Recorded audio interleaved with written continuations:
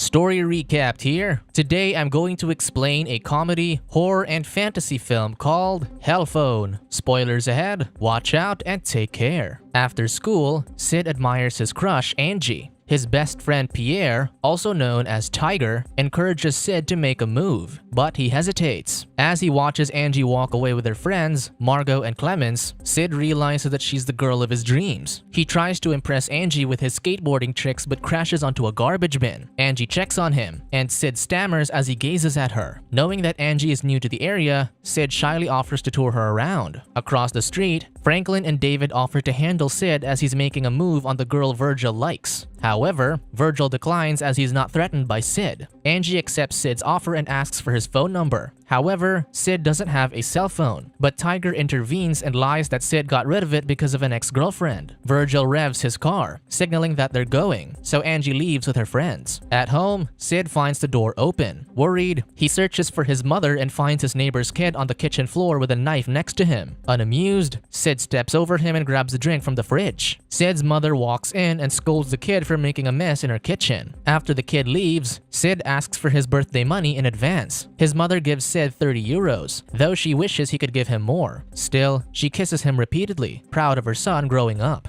In a bustling diner, Sid hurries as he's late for work, excusing that he had homework. His boss, Fritz, scolds him that he's just there to fry chicken, which doesn't require a PhD. Awkwardly, Sid requests his paycheck in advance, so Fritz hands him a 100 euro bill. Surprised, Sid thanks him, only to discover that it's fake. Desperate, Sid heads to an antique shop the next day to buy a cheap phone. Since he only has 30 euros, the strange seller shows Sid old cell phones. Sid asks for something cooler, so the seller offers him an outdated phone, claiming that it's the one Michael Douglas used in the movie Wall Street. The seller then recalls a phone from the back room, bringing out a mysterious container that seeps out mist when opened. Inside is a bright red cell phone with tiny horns. Not wasting time, Sid pays up, but the seller reveals the phone doesn't work. Sid demands his money back, but the phone suddenly lights up and snaps a photo of his shocked face. The seller has never seen it turn on and tries to retrieve it, but Sid escapes. At school, Clemens announces to her friends that she passed her audition for a hair brand. Suddenly, Sid approaches Angie and shows her his new phone. Immediately, Clemens ridicules it, so the phone takes her photo without anyone noticing. Ignoring the comments, Sid tells Angie to call him if she wants to hang out. However, the other girls roll their eyes, and Angie promises Sid that she'll think about it. During chemistry class, Franklin and David taunt Tiger about his mother, who was an adult model. Sid defends his friend, but the science teacher, Miss Ronson, arrives and gives him detention for the weekend. During the lesson, Sid's cell phone mysteriously calls Margot. After answering the call, Margot lights a Bunsen burner and aims it at Clemens's hair. Angie shrieks, seeing Clemens's hair on fire. Unaware of what's happening, Clemens complains about the lab being too hot until another classmate wraps her up and Ronson extinguishes her hair. At the principal's office, Margot claims that she doesn't remember what happened aside from receiving an anonymous call. Despite the traumatized teen in front of him, the school principal, Mr. Tamale, just talks to his fishes and dismisses Margot without punishment. After school, Sid and Tiger go to their usual skate shop, but the owner has retired and is replaced by Hervé. A woman passes by, catching the two boys' attention. Hervé quickly blocks their view, scolding them for staring at his wife. Changing the topic, Sid points out how the store's prices have nearly doubled, but Hervé ridicules the kids, specifically Tiger, for being a redhead, so they leave. At home, Sid practices his lines to woo Angie, unaware that his phone called her, allowing her to listen. When she says hello, Sid stammers and lies that he was rehearsing for theater lessons before ending the call. Wondering how he called Angie, he navigates through his outgoing calls and sees that he recently called Margot. The following day, Margot texts Clemens and apologizes, but Clemens doesn't forgive her. Sid tells Tiger his phone called Margot and Angie on its own, but Tiger thinks he accidentally called them. Their math teacher, Mr. Mazot, throws chalk at Sid for not listening in class. He then asks Sid to answer the math question. Sid is clueless until the answer flashes on his cell phone screen, which Tiger also sees. Mazot accuses him of using a calculator, so he confiscates Sid's cell phone and throws it out the window. When class ends, Sid rushes to retrieve his phone and finds it intact. Both he and Tiger wonder how the cell phone knew the answer earlier. That evening, Mazot checks papers until he receives an unknown phone call, which puts him in a trance. The next morning, Sid wakes up to his cell phone projecting a holographic birthday greeting. On their way to school for detention, Sid tells Tiger about his cell phone phone greeting him despite him not inputting his birth date. Tiger thinks something is wrong, so he asks Sid to get rid of it. Sid justifies that he needs the cell phone since it's beneficial, but Tiger asserts that it's exactly why he's scared. To prove it's harmless, Tiger nervously wishes for the phone to spare them from detention. Suddenly, the principal's assistant is heard from the phone, addressing Sid as Tamale. Amazed, Sid uses this to cancel their detention and change the cafeteria menu to a McDonald's menu. Realizing the phone grants wishes, Sid and Tiger wander around in excitement. Stumbling upon a travel club, Sid asks his cell phone, now nicknamed Hellphone, to book a trip.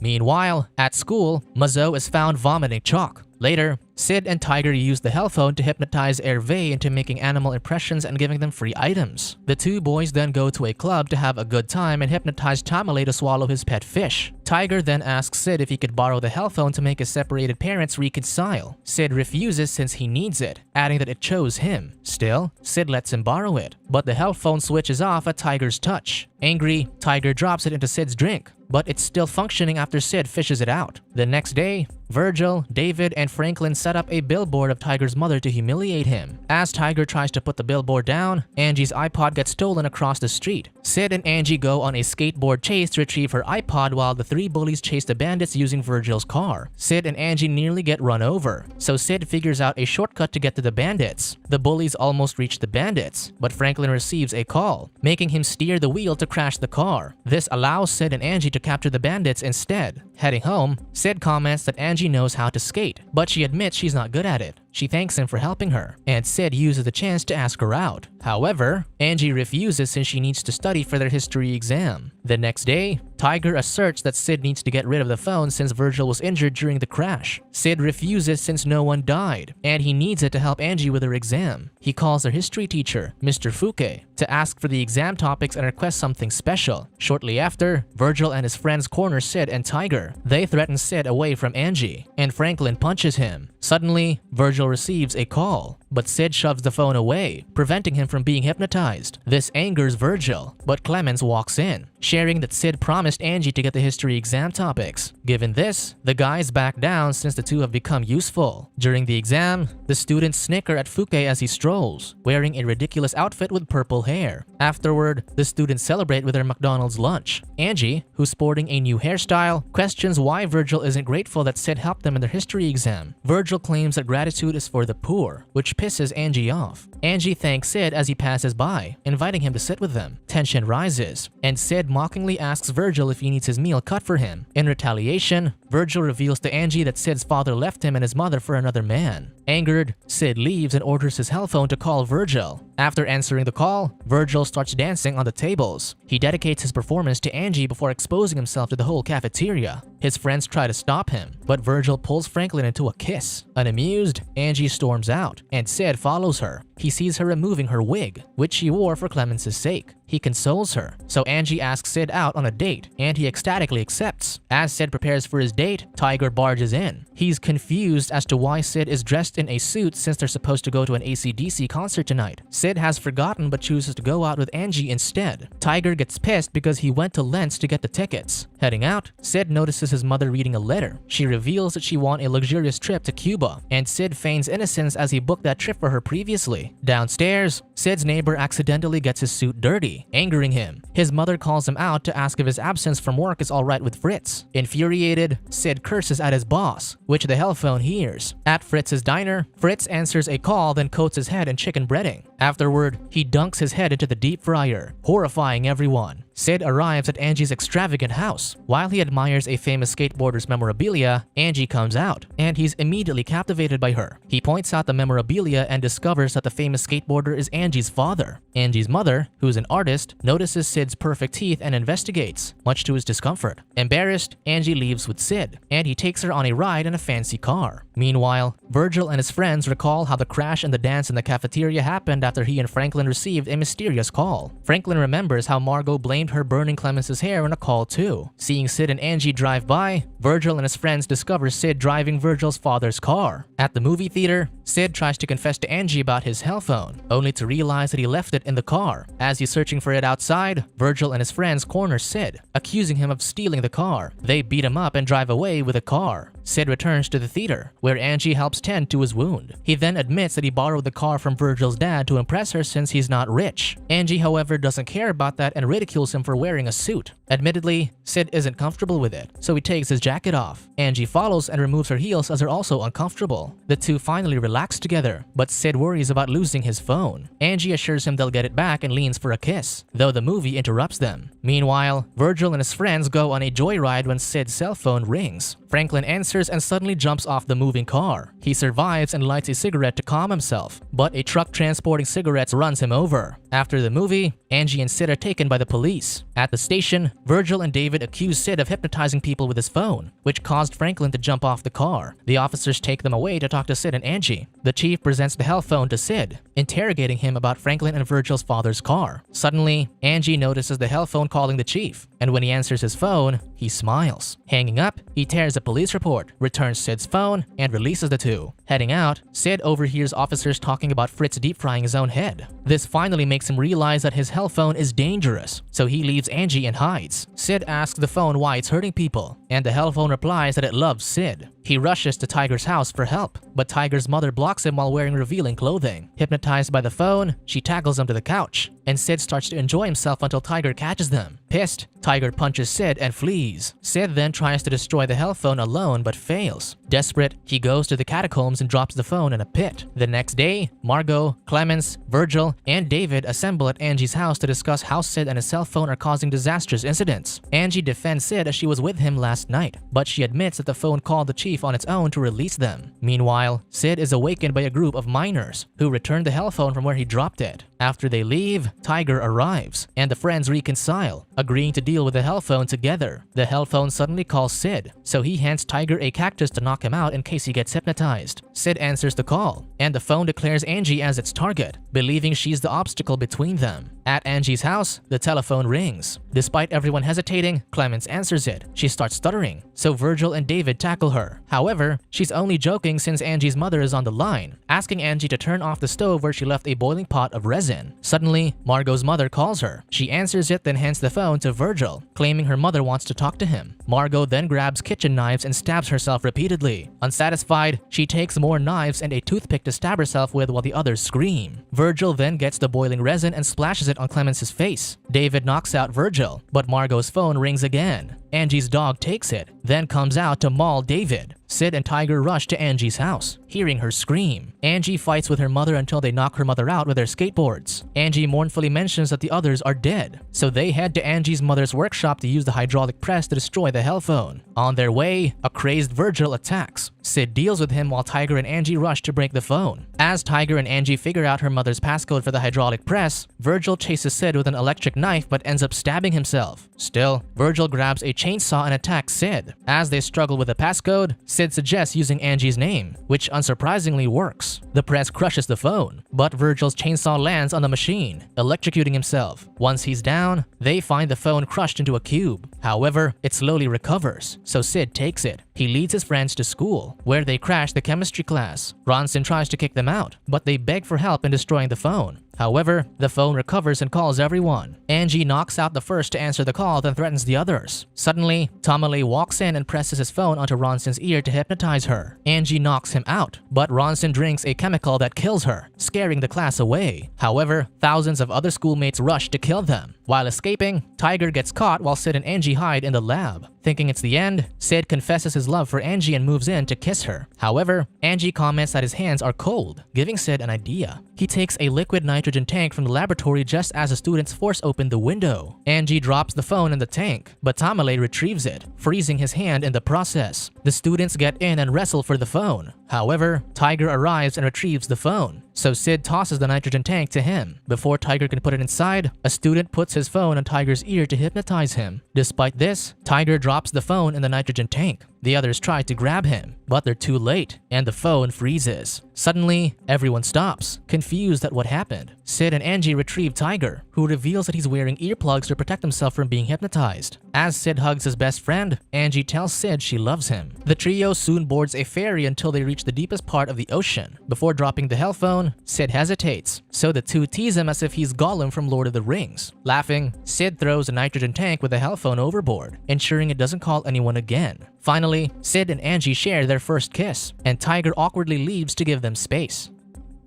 Subscribe to watch more videos like this. Turn on notifications. And leave a like, it really helps the channel out. Thank you for watching.